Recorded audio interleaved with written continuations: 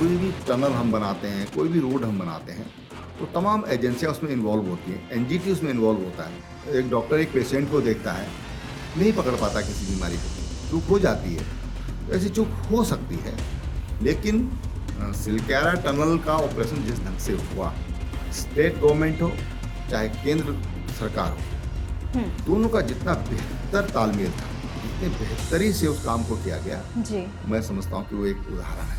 जोशीमठ में इतना बड़ी त्रासदी हुई, इतना बड़ा संकट जोशीमठ के ऊपर है, लोगों को मुआवजा ले लिया, लेकिन आज मैं अखबार में पढ़ रहा था कि लोग फिर भी जाने को तैयार नहीं। अब ऐसे में कोई क्या करेगा? ये जो कलंक भारत के ऊपर था, एक आक्रांता ने आकर के और हमारे भगवान राम का मंदिर तोड़ कर वहाँ पर मस्जिद खड़ी करवा दी।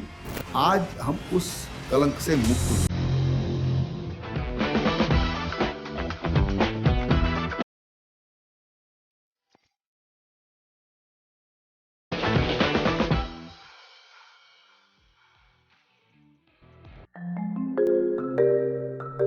हाय एवरीवन, आप देख रहे हैं आपकी आकांक्षा और मैं हूं आपके साथ आकांक्षा चौहान। अपनी इस पॉडकास्ट सीरीज की शुरुआत हम एक ऐसी शख्सियत से करने जा रहे हैं जिन्होंने उत्तराखंड के गठन में अपनी एक बेहद अहम भूमिका निभाई। उत्तराखंड की राजनीति में बहुत कुछ दिया है उन्होंने।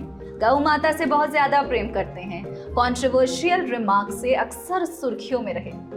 जान पाए कौन? अरे उत्तराखंड के पूर्व मुख्यमंत्री त्रिवेंद्र सिंह रावत। चलिए जानते हैं त्रिवेंद्र सिंह रावत असल में है कौन, और उसके लिए हमें देहरादून जाना होगा। चलिए।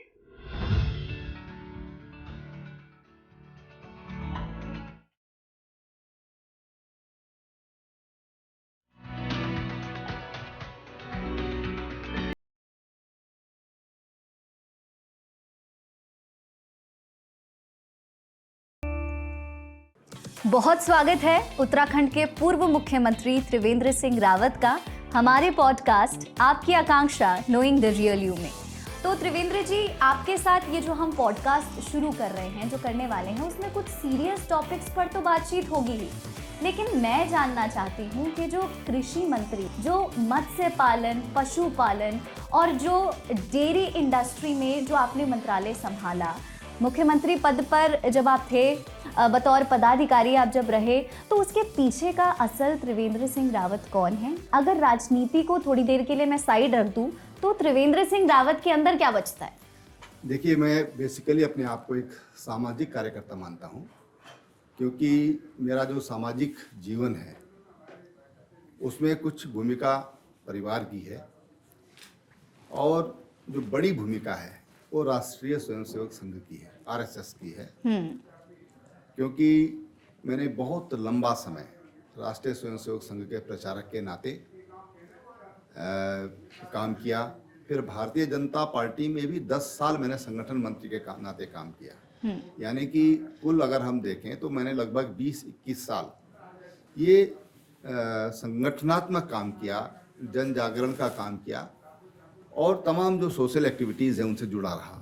जैसे पर्यावरण से मेरा विशेष एक लगाव रहा है, रक्तदान, इस पर मैंने 1984 तब से हम लगातार किसी न किसी रूप में ब्लड डोनेशन करते हैं। जब कोई चुनौती होती है तो उस समय उसको चुनौती को स्वीकार करते हैं।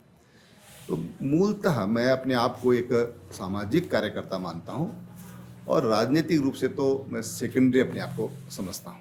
ठीक है। अच्छा त्रिवेंद्र जी, जब हम आपका घर ढूंढ रहे थे, हम यहाँ तक पहुँच रहे थे, तो हमें तिब्बतियन मार्केट भी मिली, और जब हम होटल रूम में खाना ऑर्डर कर रहे थे तो मेन्यू में, और ख़ासतौर पर जो डिनर का मेन्यू था, उसमें अलग अलग वैरायटीज़ के मोमोज ज़रूर मेंशन थे। क्या लगता है आपको कि जो बाहरी संस्कृति है वो उत्तराखंड के ओरिजिनल कल्चर को क्या सप्रेस कर सकती है, दबा सकती है? अब देखिए, कुछ चीज़ें आजकल ऐसी हो रही हैं कि जो इंटरनेशनली लोग इस्तेमाल कर रहे हैं। जो भी चीज़ें आपने अभी बताई, चाहे मोमोज हों, चाहे चाउमीन हो, या तमाम जो चीज़ें हैं, ये दुनिया जितनी तेज़ी से भाग रही है जी, यानी कि लाइफ जो हम बोलते हैं फास्ट हो रही है, ऐसे में तमाम जो इस तरह के रेडी टू ईट जिनको बोलना चाहिए, तो इस तरह के जो भी खाद्य पदार्थ हैं वो काफ़ी बढ़ रहे हैं। कुछ कारण ये भी है कि हम लोगों ने जो अपनी चीज़ों को, एक हमारे मन में एक हीन भावना भर दी गई शिक्षा के माध्यम से, तमाम कारणों से, कि हम अपनी चीज़ों को थोड़ा तुच्छ समझने लगे। जी। आज यद्यपि बहुत बड़ा चेंज है, हम लोग अपनी जो पारंपरिक खाद्य हैं उनकी ओर बढ़ रहे हैं, जो पारंपरिक उत्पाद हैं उनकी ओर बढ़ रहे हैं, उनको बढ़ावा दे रहे हैं। और विशेषकर जब माननीय प्रधानमंत्री जी ने अभी मिलेट ईयर घोषित किया, जी, तो जी, उसके बाद जी। काफ़ी कुछ लोगों में चेंज आया है।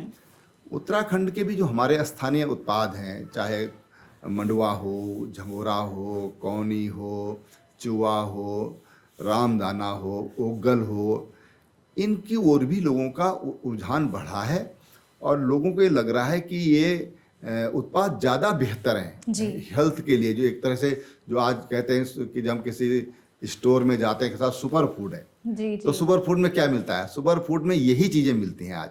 अब लोगों के समझ में आ रहा है कि नहीं भाई, जिनको हमने अच्छा नहीं समझा, जिनको हमने समझा कि ये तो पशुओं के लिए है, नहीं, असलियत में हमारे अगर स्वस्थ जीवन के लिए, स्वस्थ मस्तिष्क के लिए वो बहुत ज़रूरी है।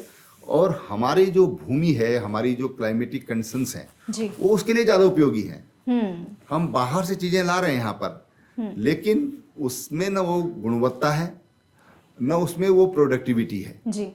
तो जब क्वालिटी भी नहीं है, प्रोडक्टिविटी भी नहीं है, तो जो यहाँ पर परंपरागत रूप से जो चीज़ें चल रही हैं, चाहे खेती में हो या बागवानी में हो या खान पान में हो, हमको उनको अपनाना चाहिए। निश्चित रूप से लोगों की सोच में आज परिवर्तन आ रहा है, ये मैं मानता हूँ।